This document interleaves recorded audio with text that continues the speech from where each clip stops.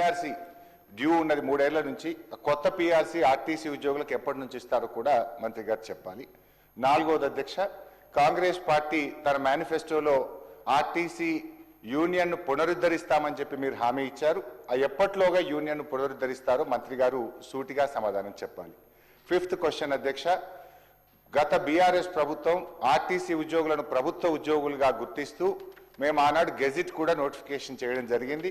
మరి వాళ్ళను date of appointment ఎప్పటి నుంచి వారిని ప్రభుత్వ ఉద్యోగులుగా గుర్తిస్తారో కూడా మంత్రి గారు సూటిగా చెప్పాలి. లాస్ట్ క్వశ్చన్ అధ్యక్ష, మరి చాలా నియోజకవర్గాల్లో చాలా డిపోల్లో, ఈవెన్ నా సిద్దిపేట డిపోలో కూడా బస్సుల సంఖ్య తక్కువగా ఉంది. కొత్తగా ప్రజలు బస్సులు వేయాలని అడిగితే డిపో మేనేజర్తో మాట్లాడితే బస్సులు లేవు, బస్సుల సరిపడా మాకు అవకాశం లేదు అని చెప్పి డిపో మేనేజర్లు చెప్తా ఉన్నారు. ట్రాఫిక్ అనుగుణంగా కొత్త బస్సులు ఇచ్చే ఆలోచన ఏమైనా ఉందా? మరి ఇప్పటికే టైం అయిపోయినటువంటి బస్సులను కొత్త బస్సులతో రిప్లేస్ చేసే ఆలోచన ప్రభుత్వానికి ఏదైనా ఉందా? మంత్రి గారు సూటిగా సమాధానం చెప్పాలని మీ ద్వారా కోరుతున్నాను. గౌరవ మంత్రి గారు. సార్, వారు అడిగినటువంటి ప్రశ్నల్లో ముఖ్యమైనది తదుపరి గౌరవ ఇతర సభ్యులు అడిగిన 1955 క్వశ్చన్లు ఉన్నాయి. వాటన్నిటిని ఆ సందర్భంలో ఆన్సర్ చేస్తాను. కానీ నేను రాజకీయ విమర్శ చేసుకోలేదు. ఆర్టీసీని మోయలేము, మూసేస్తాం. వారు గౌరవ అధ్యక్షులు ఉండ్రి కంప్లీట్గా 48,000 మంది ఉద్యోగులను వేటు వేస్తున్నామని చెప్పేసి రకరకాల అంశాలను ఆర్టీసీకి సంబంధించి బస్సులు కొత్తది ఒకటి కొనకుండా 10 సంవత్సరాలు ఒక కొత్త నియామకం చేపట్టకుండా అన్ని రకాలుగా ఆర్టీసీని నిర్వీర్యం చేసిన తర్వాత వచ్చినటువంటి ఈ ప్రజాపాలన ప్రభుత్వం ఆర్టీసీకి సంబంధించినటువంటి అనేక అంశాలు ఆఖరికి గత 10-15 సంవత్సరాలుగా వివిధ కారణాలతో సస్పెండ్ అయినటువంటి ఉద్యోగులకు కూడా 3-man కమిటీ వేసి మానవతా దృక్పథంతో 250 ఉద్యోగాలు కూడా ఇచ్చిన అధ్యక్ష తిరిగి.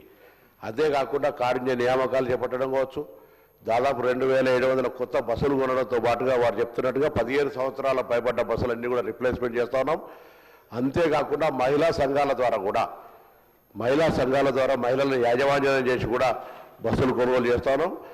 మహిళలు బస్సుకు సంబంధించినటువంటి ఉచిత బస్సు తర్వాత కొంత డిమాండ్ ఉన్నమాట వాస్తవం. ఇప్పటికే అనేక కొత్త బస్సులు ఈవెన్ హైదరాబాద్ నగరంలో కూడా కొత్త రూట్లను ఇంట్రడ్యూస్ చేస్తూ ఉన్నాం.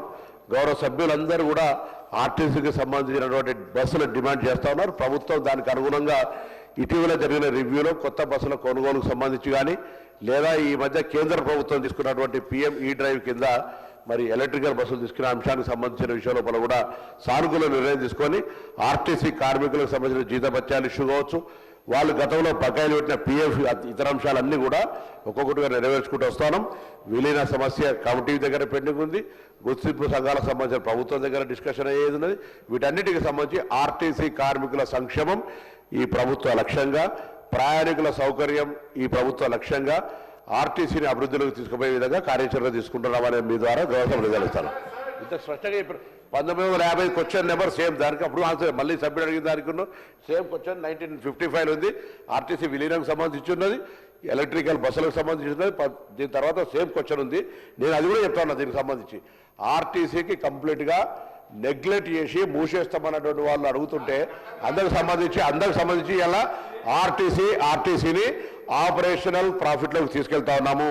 ప్రభుత్వము తప్పకుండా ఆర్థిక సహకారం అందిస్తుంది కాబట్టి ఇలా ఆర్టీసీ ప్రగతి రథచక్రాలు ముందుకు కదులుతా ఉన్నాయి. ఆర్టీసీ 81% పైన ఆక్యుపెన్సీ రేట్ తోటి ఇలా ఎంటైర్ స్టేట్లో ఒక లైఫ్ లైన్గా ప్రతి పల్లెకి ఇలా మహిళలను తీసుకొని ప్రజలను తీసుకొని చేస్తా ఉన్న సందర్భంగా తప్పకుండా మా బాధ్యత సభ్యులు చెప్పినటువంటి ఇంకా సమస్యలు ఉంటే తప్పకుండా వాటిని 100% పరిశీలన చేస్తాను.